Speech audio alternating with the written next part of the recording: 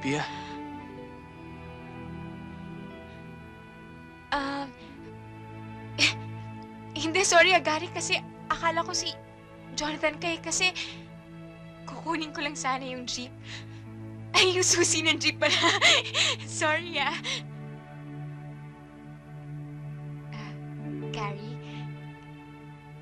alam mo, nagsasalita ka pala sa pagtulog mo. Um, may sinabi ka kasi eh. Totoo ba yun? anong sinabi ko?